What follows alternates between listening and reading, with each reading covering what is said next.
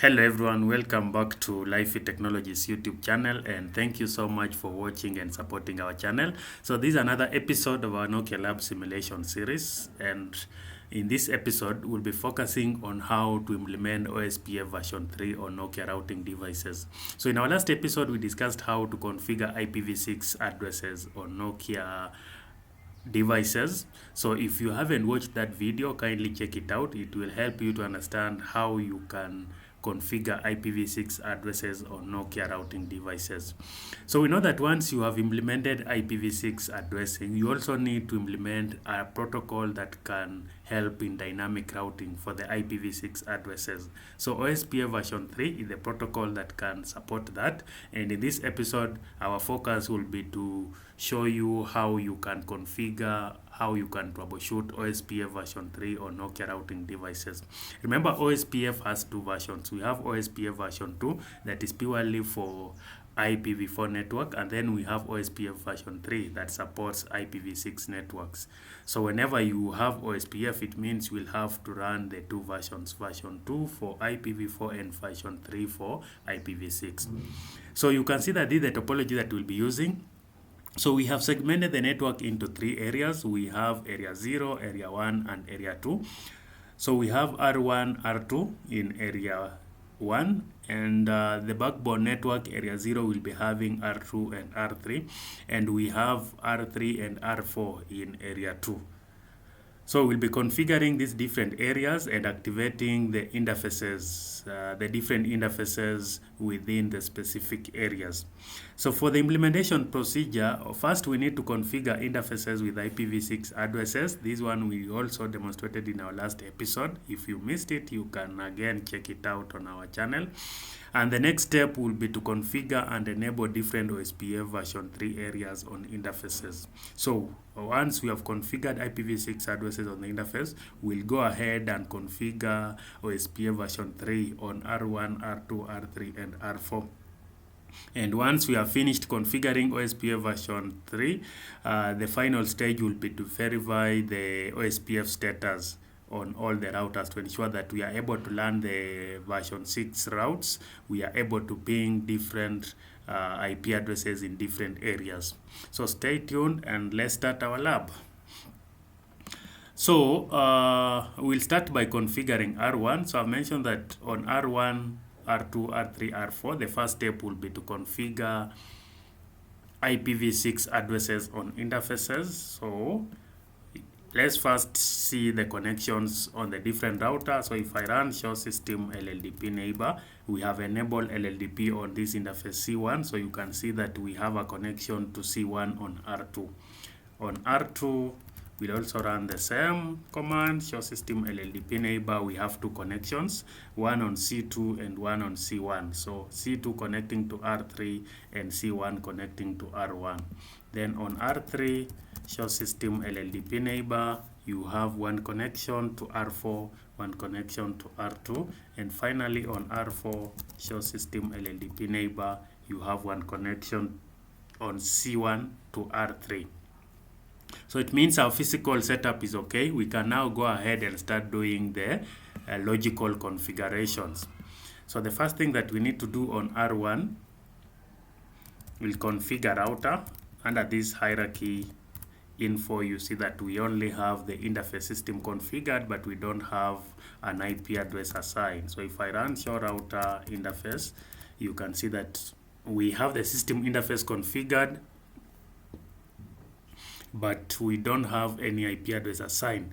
So we'll go ahead and configure the addressing. So for us to be able to configure, we need to be under the interface system. I'll run IPv6 address, same way we did in our previous episode. So the address will be 201.AA:BB:1. We are using /28 info. So you have the IPv6 address assigned on this interface. We'll go ahead and configure the point-to-point interface between R1 and R2. So on this R2, on same R1, we run the command interface to R2.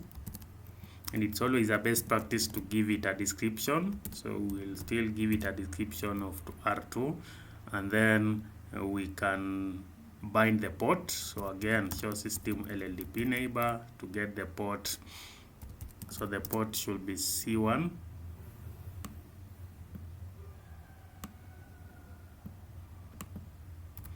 And finally, we need to enable IPv6 addressing. So the address will be 200.2001::. This should be .2. So this is 2 ::2. Mask is 127. We are using a point-to-point IPs, just 2 IPs in this 127 subnet. So when I run info, you can see that we have this configuration under this interface. Now if I run show router interface, we have interface to R2. We also have a link local IP address assigned. This one is always generated from the MAC address of the interface. And then we also have the system interface configured with an IPv6 address. So we'll go ahead and do similar configuration on R2. So on R2, first we'll configure the system interface. So configure router, and then under this hierarchy, interface system, IPv6, we enable IPv6 addressing, and then we assign address of 2001::BB::2, mask is 128. So info, you see that we have that interface, and then we also need to configure interface to R1. Then we'll bind the port. This is the port, and give it a description to R1. And finally, we activate the IPv6 address. So IPv6 address 2001::3. Mask is 127. That is a point-to-point IP. Info exit, we can view the configurations. So we have the 2 interfaces. I will configure the 3rd interface that is pointing to R3. Interface to R3. Give it a description to R3. And then we need to bind the port. The port should be C2.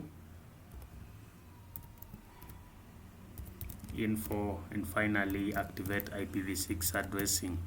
So the IPv6 address should be 2001::4. 127. That is a point-to-point IP info. So we are good to go for this router. Just verify the configuration again. We have the 2 interfaces, interface to R1, interface to R3, and interface system. Next step is to configure R3. So on R3,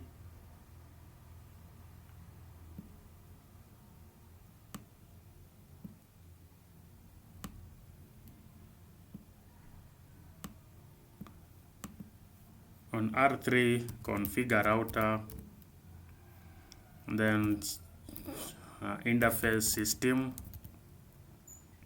IPv6 address. Remember, you can always configure it on the same line. Interface IPv6 address, this one should be 2::1 AA EB::3. Mask is 128. Info, you have the interface system configured. Then we need to configure the 2 connecting interfaces, the 2 point-to-point interfaces to R2 and R4. So interface to R2, description to R2, and then port, this on R3 port should be C1, and then IPv6 address to 1, this is ::5, mask is 127. No, I missed the address. So it should be address to ::5, mask is 127. Info, you have the configuration, exit info. So you have configured the interface to R2. We need to configure the interface to R3, to R4, that is, interface to R4, description to R4. So we normally give it a similar description so that it's easy to identify these interfaces, especially when you are troubleshooting network faults. So once we have given it a description, we need to bind the port. So the port should be C2. Info, finally we assign IPv6 address 2001::6, mask is 127. Info, that is it, exit. We can verify the configuration. So interface to R2, interface to R4, and then interface to system. So show router interface, it will give us the interfaces that are configured on this router. You can see that we have the interface name, the IPv6 address, even the link local address, the admin status is up, operation status for version 6 it's up, and also the mode, the network, they are all network interfaces, and the port or the sub ID. So finally we need to do the configuration on R4. So configure router interface system IPv6 address :AA::BB::4, mask is 128. Then interface to R3, give it a description to R3, and then we need to bind the port. So the port should be C1 also, and finally IPv6 address B2001::7, mask is 127. So we have finished configuring the interface parameters for all the routers. And now the next stage will be to configure OSPF, the different OSPF areas, and activate on the interfaces. So you can see that we have area 0 connecting the two other areas. So R2 and R3 are ABRs, the area border routers, because they are connecting different OSPF areas. And then we have our R1 in area 1, R4 in area 2. So we'll start by configuring R1 also. We activate OSPF area 1 and advertise the system interface and the point-to-point interface in that OSPF area 1. So to start on R1, so the same way we did configure OSPF, we just need to run the command OSPF. Then you can see that we either have OSPF version 2 or OSPF3. So with the OSPF3, you can configure, it's almost similar to the OSPF version 2 configuration, just few things changes. So we can configure OSPF process 10 the same way we configured OSPF version 4. You can also configure different processes. So once we have OSPF version 3 process 10 configured, remember the process is normally locally significant, so you can configure process 10 on R1, you can configure process 20. You just need to ensure that they are in the same area when you are activating the interfaces in different areas. So one good practice is to always configure router ID. So when it comes to OSPF version 3, we still use the version 4 format of the router ID. So in this setup, I just use 1.1.1. So normally we use the format of IPv4 address at the router ID for version 6. So if I use a question mark, you can see that it's giving the IP address and it's in a format of ABCD. So this is the format of an IPv4 address. So that's why we'll use 1.1.1 for router 1. And then this is in area 1. Then you just need to interface system, no shutdown. Then interface, this one should be to R2, no shutdown. And another thing that we will do is to configure the interface to be point-to-point. So by default, it will be a broadcast, but many times in a production network, we always go for the point-to-point interface type. Interface to R2, interface type. So when you use a question mark, you can see that you have broadcast, you have point-to-point, or you have a non-broadcast. So I will go for point-to-point, info. So I will exit, and then I need to activate that OSPF process. So if you run info, you can see that we have the router ID, you have area 1, and then interface system, no shutdown. The interface to R2, we have configured it to be the type point-to-point. So again, info, we can see that we created OSPF version 3. Process 10 with the router ID of 1.1.1, and the other parameters are the same as we've configured them. So this is it for. So if I run show router OSPF3 all interface, you can see that we have the two interfaces. This one is set to point-to-point. The system interface also activated with OSPF in area 1. So I will go ahead and configure R2. So for R2, we are configuring two areas. We have area 1 and area 0. So similarly, we need to configure OSPF3. We'll use the same process and then configure the router ID to be 2.2.2 and area 0. Let's start with area 1 that is already configured on R1. Interface system, no shutdown. Then interface to R1, no shutdown. Info. Let me activate this OSPF process, no shutdown.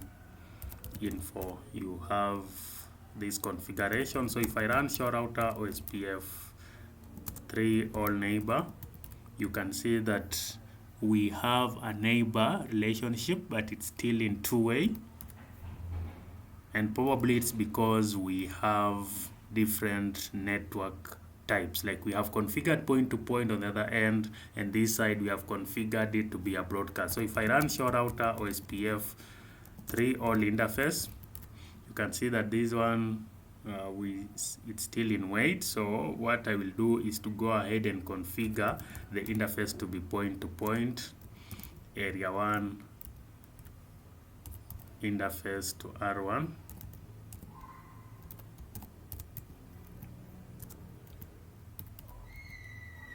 Interface type point-to-point. Info.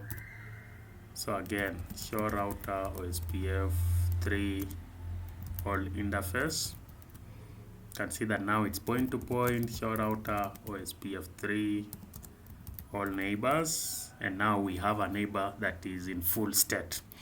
So whenever you are configuring OSPF, you always have to merge it's a best practice that you merge the interface type. If you are configuring interface type to be point-to-point at the end, you also have to do the same on the local end. If it's broadcast, then it will be broadcast. If you are using different types, then sometimes you need to change some parameters for you to be able to, for the adjacency to come up. So many times we always encourage that you should configure the same network type. If it's point-to-point, then it should be point-to-point. If it's broadcast, then it should be broadcast on site A, broadcast on site B. So we've configured area 1. We'll now configure area 0. Interface system, no shutdown. Although we have activated this in this, so whenever we try, if we have configured this interface in area 1, you can see that we cannot activate it in area 0 also.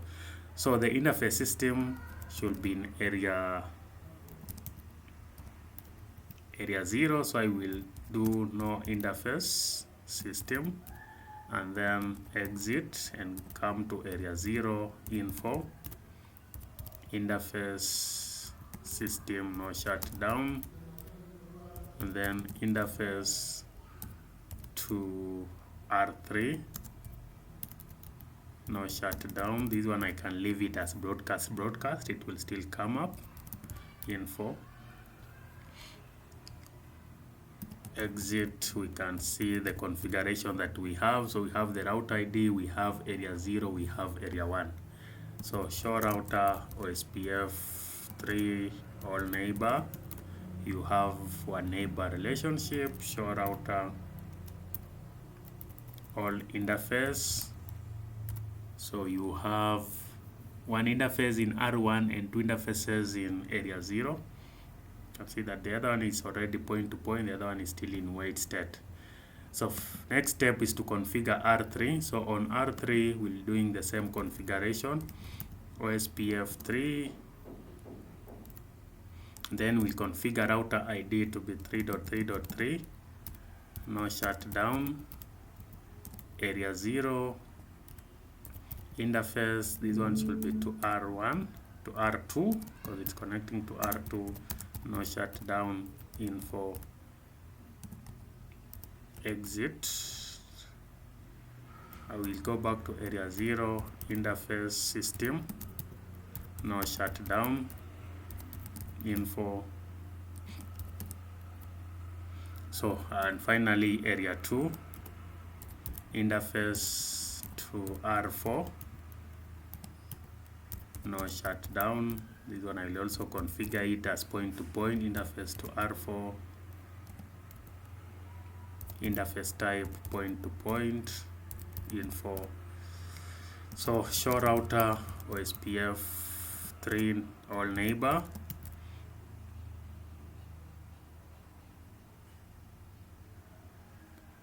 CLI OSPF in has no configured instances.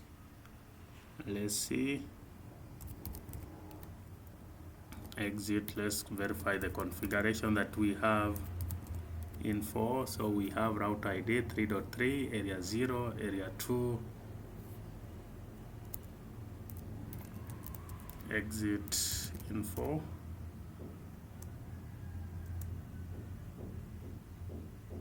Oh, this one I've configured OSPF3, so show router OSPF. We don't need this one, I've made a mistake, so it's no OSPF3, because we need to configure OSPF version 3. OSPF3 process 10, let me use the same process, then router ID again 3.3.3, then I can just copy the other configurations and paste because they are the same.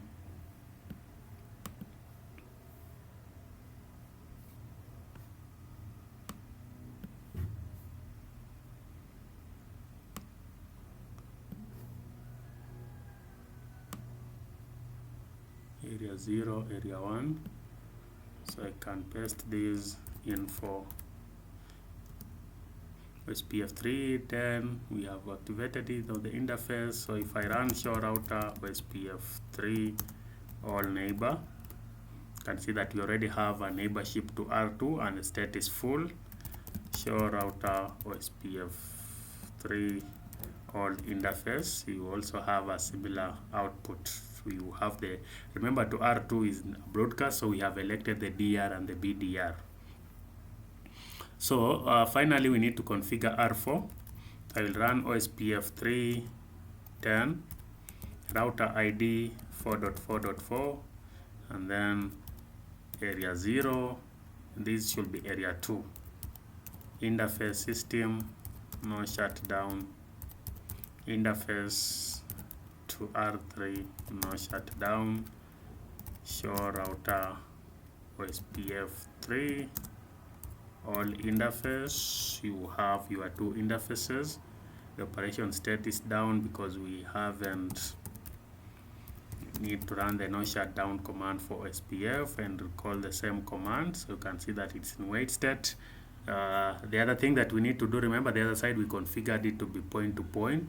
So I need to be in area 2, interface to R3, interface type, you configure it as point to point info.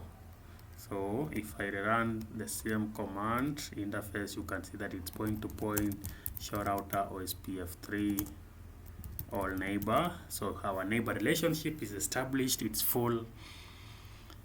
And just to show you the configurations again, we have route ID configured, we have activated area 2, we have activated the interface, set the interface type to point, and there are so many parameters that you can configure. For example, authentication, configure the area type to stub, not so stubby. All those parameters, you can also implement them on router on OSPF version 6.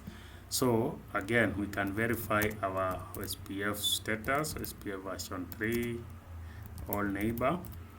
You have a neighborship relationship established, show router OSPF3, all neighbor. You have 2 neighborship relationship, show router OSPF3 neighbor. You can use the process. You can see that we have 2 adjacencies that are in full state, and the route ID is picked correctly. So we can also verify the LSDB, show router OSPF10 database. We need to OSPF3.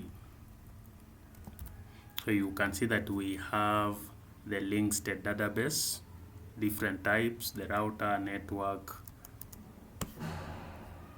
On R1, show router OSPF3, all database, you have router and the network LSS,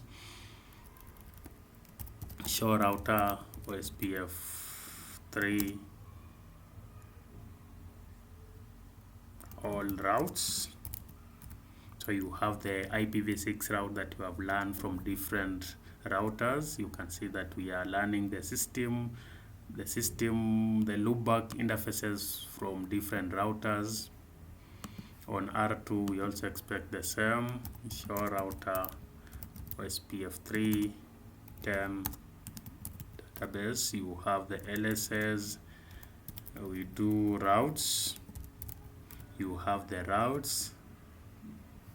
On R3, show router OSPF3 10 dB, you have the LSS, then you can do routes. You also have the routes. R4, show router OSPF3, all routes, you have the routes. And then finally, database, you have the LSS. So this is how simple it is to implement OSPF version 3 on Nokia routing devices. The configurations are simple.